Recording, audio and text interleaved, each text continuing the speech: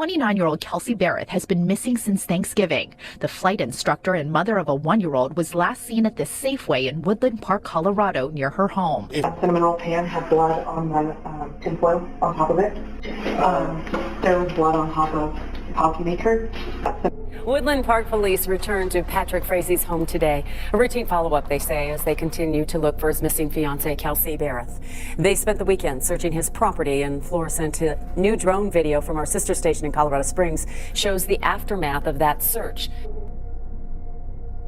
Kelsey Berreth grew up in Moses Lake, Washington, raised on a family farm where hard work was just part of the routine. She wasn't the kind of person who waited for life to happen to her. After high school, she enrolled in a flight program at a local community college, earned her pilot's license, and then went one step further. She became a certified flight instructor, teaching others the skill she had worked so hard to master herself. She landed a job at DOS Aviation in Pueblo, Colorado. Her co-workers described someone who showed up fully, someone who loved the job, took it seriously, and was genuinely good at it. In 2015, Kelsey met Patrick Frazee through an online dating site. He was a rancher and farrier based in Florissant, Colorado, a small, rugged mountain community about an hour from Woodland Park. He worked with horses. Despite living far apart when they first connected, a relationship developed. Kelsey eventually made the move to Colorado, settling in Woodland Park, about 20 minutes from Patrick's ranch. She got the job at DOS Aviation. She was building her life around this relationship. 2 years in, she was pregnant. In October 2017, she gave birth to their daughter, Kaylee. They got engaged. No wedding date was ever set. They kept separate homes, Kelsey in her condo in Woodland Park, Patrick at his family's ranch in Florissant. They had a routine, exchanging Kaylee between them, co-parenting at a distance. It was a Thursday, Thanksgiving Day. At around noon, the security cameras inside a Safeway grocery store in Woodland Park picked up something unremarkable. A young woman walking in with a toddler doing her holiday shopping. Kelsey Berreth and her 1-year-old daughter, Kaylee, pushing a cart through the aisles, picking up what she needed for the day ahead. Later that afternoon, she handed Kaylee off to Patrick, as they had arranged. A routine custody exchange. After that point, Kelsey Berreth was never seen again. Nobody sounded the alarm immediately. That's one of the harder things to sit with in this case. In the days following Thanksgiving, a few things happened that seemed individually explainable. Kelsey's employer at DOS Aviation received a text message on November 25th from her number saying she wouldn't be coming in the following week. Kelsey's phone pinged a cell tower in Gooding, Idaho, hundreds of miles from her home in Colorado, and then went completely silent.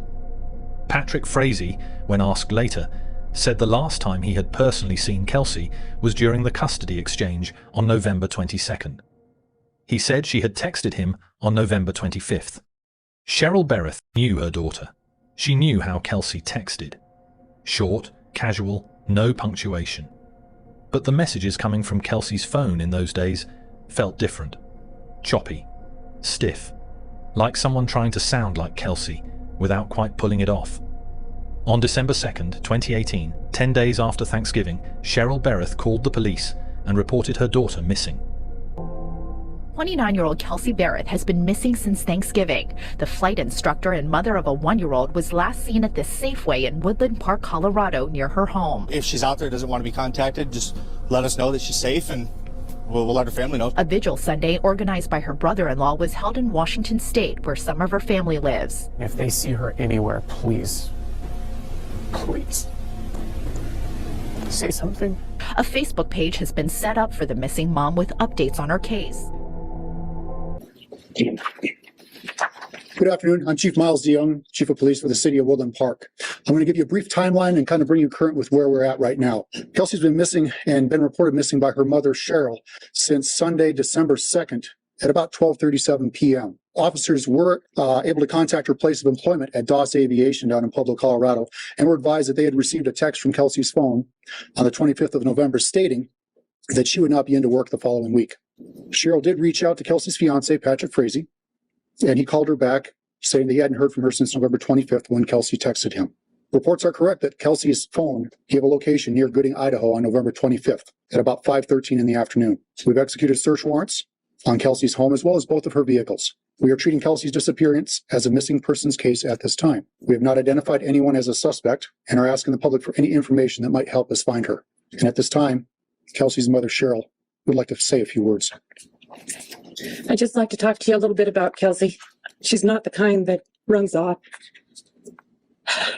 This is completely out of character. Kelsey loves her God, she loves her family and friends, and she loves her job. She's reliable, considerate, and honest. We've created the Facebook page Missing Mother, Kelsey Berreth, as a site that gets her face out there, that's used to spread the word that she's missing. And we'd like to ask everyone to please share it.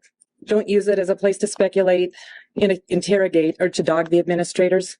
We're all doing our best to get this information out. We're doing our best to respond to the questions and so forth, but that's what the police force is there for, and for the press site. Our sole goal is to get Kelsey out in front of everyone. Like I said, she doesn't run off, and someone knows where she's at. Kelsey, we just want you home. Call us if you can, and we won't quit looking. Chief, I understand that Patrick was invited today. Why is he not here? That is a question you'd have to ask him. Is he being cooperative? Yes, at this time, yes. Any other questions? Chief, I understand she was invited. Is there any indication that she may have? Well, Very good question. Yes, she is a flight instructor down in Pueblo. All airplanes are accounted for. There is no indication that she has taken off in an airplane and gone somewhere at this point. Where's the baby? The baby is with the baby's father, Patrick. Do we think this is suspicious at this point? At this point, it's a missing persons case. I have nothing to indicate other than it is a missing persons case. When investigators began looking into Kelsey's disappearance, Patrick Frazee gave them a clear story. He had last seen Kelsey on November 22nd when they exchanged Kaylee outside her condo. He said it was a brief, passing handoff. He said he was at his ranch in Florissant for the rest of the day, 40 miles away, tending to his cattle. Investigators pulled footage from a neighbor's security camera positioned near Kelsey's condo in Woodland Park. And there it was. Patrick Frazee's truck parked outside her building. The timestamp placed him there at the very same time he claimed to be nowhere near Woodland Park. Kelsey's mother, Cheryl, and her brother, Clint, didn't wait around. They went to the condo themselves to look for anything that might explain where she had gone. At first glance, nothing seemed wrong. The apartment was tidy, but small things were off. A broom was sitting on the bed, an odd place for it. There was a strange film on the doorknob of the pantry. Kelsey's makeup was still in the bathroom. That last detail stopped Clint cold. Kelsey never left the house without her makeup. Never. It was one of those small, personal things that only someone who truly knew her would notice. And there it sat, untouched. Then Clint went into the bathroom. He came back out and told his mother he thought he saw blood on the toilet. Crime scene analysts were brought in. They used luminol, a chemical that reveals blood even after a surface has been cleaned, and ran it through the bathroom and the surrounding area. What it showed was unmistakable. Someone had scrubbed this room, bleached it, wiped it down with deliberate, thorough effort. Kelsey Berreth had not just disappeared. Something violent had happened here. With the CCTV footage placing Frazee at the scene and blood confirmed in Kelsey's condo, investigators turned their full attention to Patrick Frazee. He had already spoken to police. His first call from law enforcement had come on December 2nd. The same day, Cheryl filed the missing persons report. The officer who called him, Corporal Dina Curran, later testified that two things had struck her as strange during their conversation. The first was his tone. There was no urgency, no fear, no real concern in his voice for a woman he was supposedly engaged to. The second was more specific. When discussing the custody arrangement for Kaylee, he gave no date, no plan, no mention of when he expected to return the child or what the next steps would be. A man whose fiancé has just vanished doesn't talk about the baby like it's an open calendar slot. As investigators dug further, they started hearing things from people in Frazee's circle, clients, acquaintances, neighbors. Patrick had been telling people for months that Kelsey was unstable, that she had a drug and alcohol problem, that she was an absent, unreliable mother, and that he had essentially been raising Kaylee alone. The people at DOS Aviation, the ones who had worked alongside Kelsey daily, who had seen her bring her baby into the office.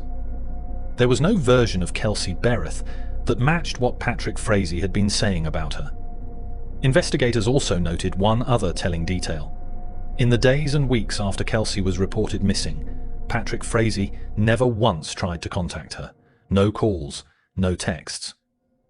He didn't show up to the candlelight vigil the community held for her. He didn't reach out to her family. A man who genuinely believed his fiancée had walked away would have questions, would have tried. Woodland Park police returned to Patrick Frazee's home today. A routine follow-up, they say, as they continue to look for his missing fiancée, Kelsey Berreth. They spent the weekend searching his property, and Flora sent a new drone video from our sister station in Colorado Springs shows the aftermath of that search, including the torn-up earth in front of the house. Investigators did not find Kelsey in that search, though they said they do want to talk to Frazee face-to-face. Investigators were back at the home of Kelsey Berreth, the mother missing from Woodland Park since Thanksgiving. Police and agents with the Colorado Bureau of Investigation were seen going in and out of that house this evening.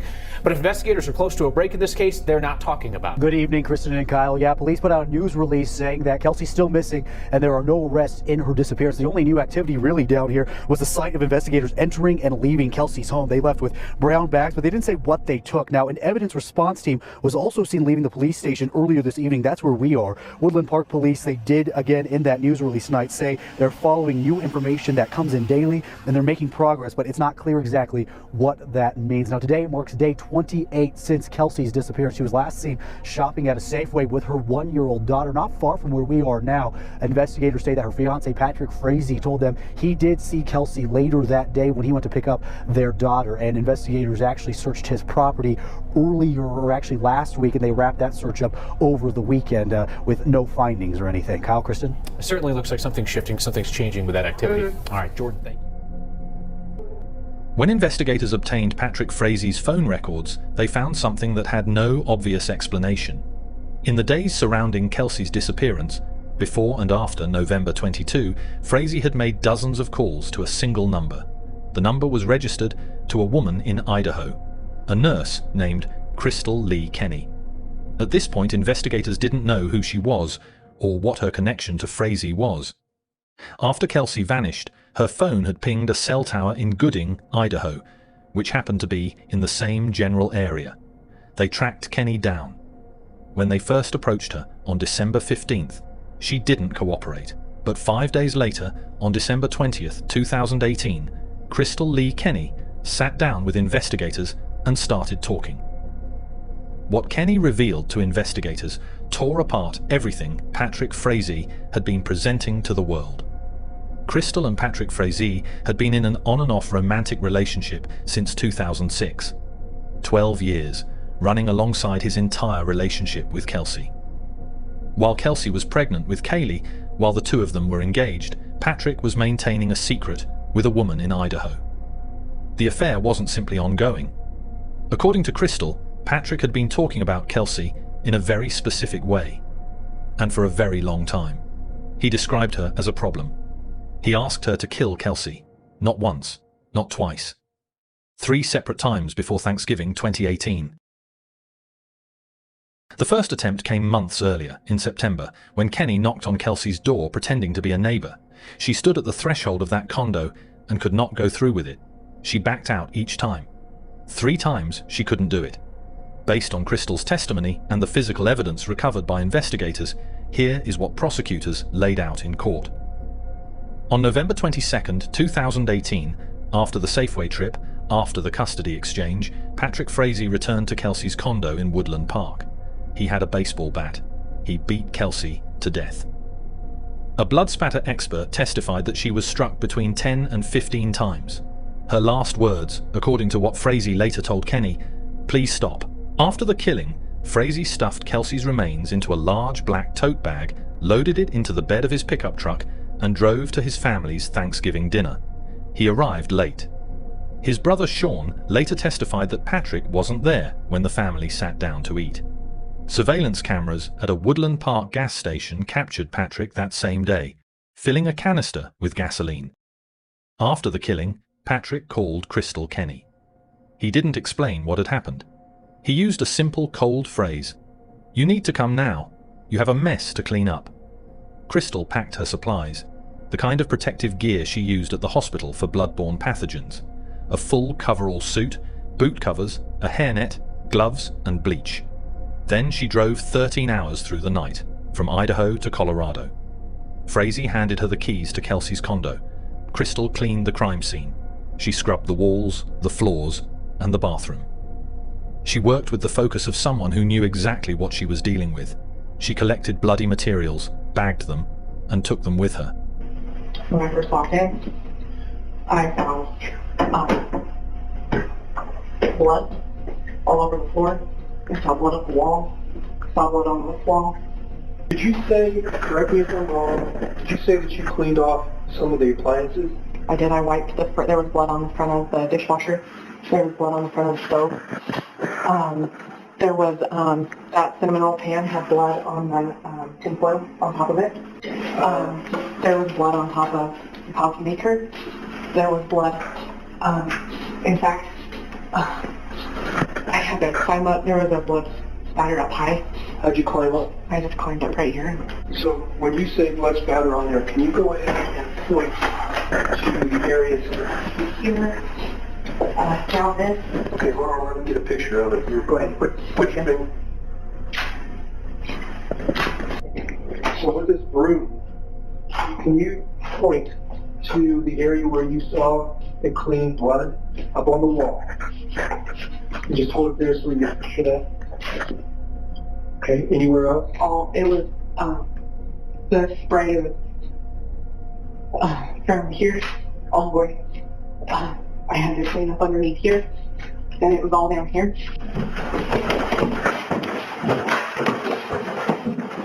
There were just bloody footprints all up the stairs. I moved to the couch. I wiped the couch off. There was blood behind the couch down the wall. There was a stand, some sort of stand right there by the couch, and the lamp and that basket were on it. I worked from that side all the way around, did the upstairs, and then I did the bathroom and the kitchen and mopped the floor. But she missed the blood on the toilet. Or perhaps, and investigators considered this possibility carefully, she left it. In the interview you told us that you had left blood spots. Can you show me where you left those? Okay. All right. I know it was down low and then I went up high.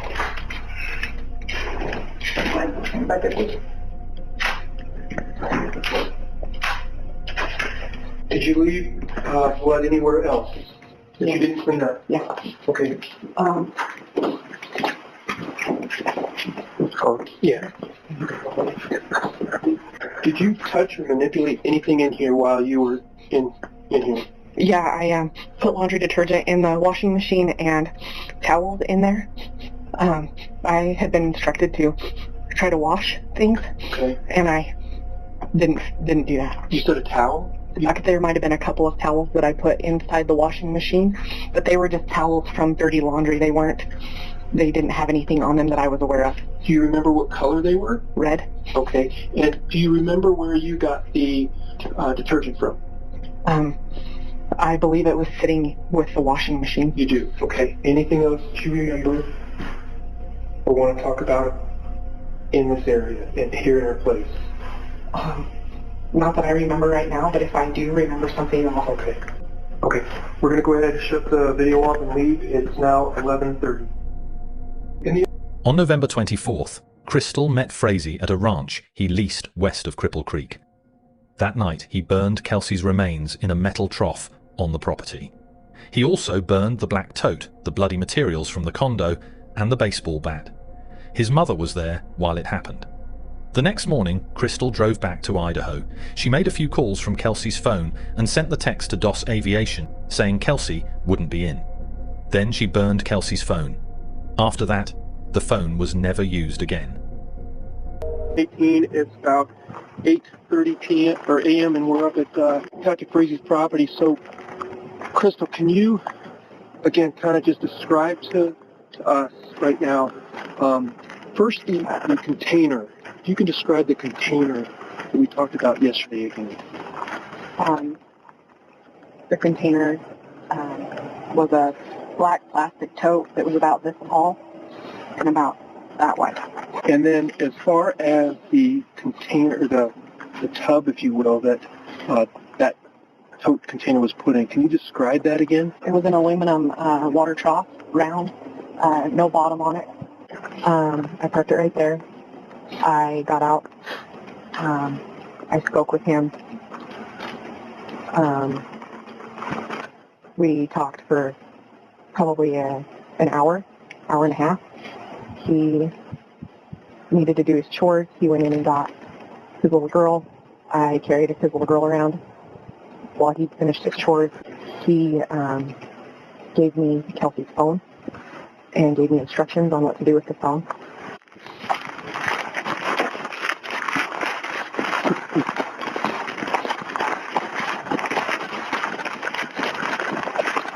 This is where the aluminum top was, and this is where the burn occurred. Where is it now, if you can direct us to where Patrick got the trough? I don't know where he got the trough from. Where were you? Was it here? The trough was here on his property. I was down at the bottom of the hill.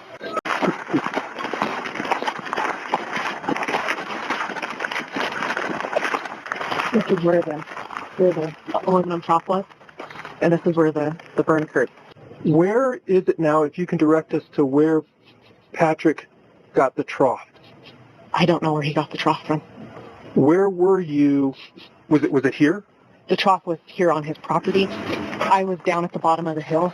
Were you present when he started the fire? Yes, I was. Okay.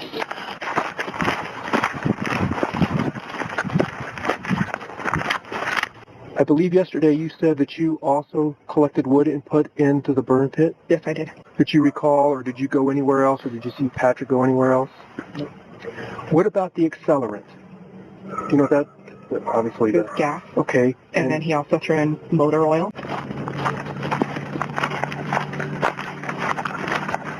You had also mentioned that at one point Patrick's mom came out and stood on the deck. Looking over towards the house, can you tell me where you saw his mom?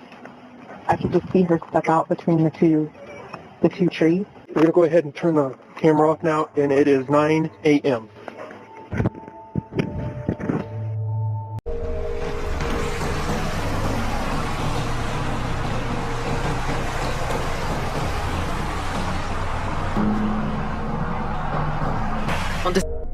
The day after Krystal gave her full statement to investigators, December 21st, 2018, Patrick Frazee was arrested. Start tonight with the new information we've learned in the Kelsey Berreth case. Thanks for joining us. I'm Kagan Harsha. I'm Aristea Brady. Court records showing the couple was expected to face a judge together in the coming days. Here's how the search for Kelsey Berreth has unfolded so far. She was last seen on Thanksgiving Day on this surveillance video you see here. This is from the Safeway in Woodland Park. Last week, police searched this home of her fiancé, and then this week they've searched her home several times.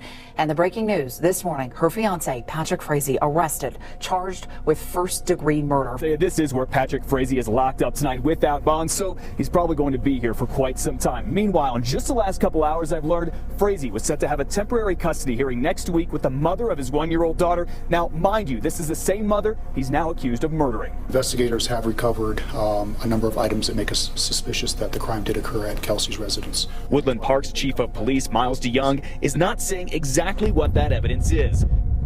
But investigators were at Kelsey's home both Friday morning and Thursday night, the same time an arrest warrant for Frazee was being drawn up. This has been a methodical and time-consuming multi-state operation, with investigators working nearly around the clock to find Kelsey. Those investigators include nearly 30 FBI agents who have been heavily involved in this case here in Colorado and in several other states. Frazee made his first appearance in court Friday afternoon on a video screen inside this courtroom. No one from Kelsey's family was there, but this woman, who later went to Frazee's family home, was. Yeah, so emotional. Right now on KDVR.com, you can see a legal breakdown of soliciting for murder and another newsworthy case involving that charge. There's also a lot of questions still remaining, like where Kelsey is and where her phone is. He was formally charged with 2 counts of first-degree murder, 3 counts of solicitation to commit first-degree murder, and tampering with a deceased human body. He pleaded not guilty. Kaylee, Kelsey's 1-year-old daughter, was placed in the physical custody of Kelsey's parents, Daryl and Cheryl Berreth. She was too young to understand any of it.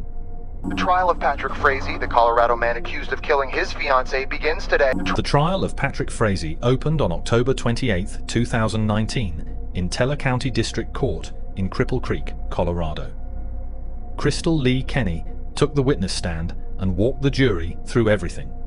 She described the affair, the 3 requests to kill Kelsey, the phone call after the murder, the drive to Colorado, the cleanup, the burning of the remains. At the end of her testimony, she recounted the words Patrick told her Kelsey had spoken before she died. She said, "Please stop," Kenney said from the stand. She was fighting back tears. At that moment, the courtroom went quiet. The defense called no witnesses. Their argument was that no body had been found and no murder weapon had been recovered. Without those things, they argued, the jury couldn't be certain. A blood spatter expert testified that the pattern in the condo indicated Kelsey had been struck 10 to 15 times with the bat. After 15 days of testimony, the jury deliberated. On November 18, 2019, they returned a unanimous verdict. Guilty on all counts. Patrick Frazee showed no visible reaction. Patrick Frazee was sentenced to life in prison without the possibility of parole. It only took a jury a little over 2.5 hours to find Patrick Frazee Guilty on all counts in the death of his fiancée, that young mom, Kelsey Berreth. On top of that, he received an additional 156 years for the solicitation and tampering charges. He is currently incarcerated at the Arkansas Valley Correctional Facility in Colorado. He has never confessed. He has never told investigators where the full remains of Kelsey Berreth are. Krystal Lee Kenney pleaded guilty to evidence tampering in exchange for her cooperation with the prosecution. She was originally sentenced to 3 years, later reduced to 18 months. Has offered her own confession, what she admitted to today. The mystery woman at the center of the Kelsey Berreth murder case tonight making a deal with prosecutors. Krystal Lee Kenney pleading guilty to helping Berreth's fiancé Patrick Frazee get rid of evidence. Multiple sources say Kenney and Frazee were romantically involved. Her family says the only reason she helped him is because he allegedly threatened her. You see him? He's in cuffs. Kenney was free to go today, but she could eventually be sentenced to jail time. And as part of her plea deal, she agrees to testify against Patrick Frazee in his murder trial. In 2023, the Colorado Court of Appeals rejected Frazee's appeal, which had argued that jurors discussed the case before deliberations. The conviction stands. After the sentencing, another woman stepped forward. A former girlfriend of Patrick Frazee, someone who had been with him years before Kelsey was ever in the picture. She said that during her relationship with Patrick, she had seen a side of him that never sat right with her. That he had a way of controlling situations, of framing things to his advantage, of making the people around him feel like they were the problem. Kelsey Berreth's body has never been found. The investigators who worked the case, agents from the Colorado Bureau of Investigation, the FBI, the DA's office, said after the verdict that they would never stop looking for her. One of them, Agent Greg Slater, said this: "I hope if Kelsey's soul has the ability, she knows that people did care. Her daughter Kaylee is growing up in the care of her grandparents, Daryl and Cheryl Berreth.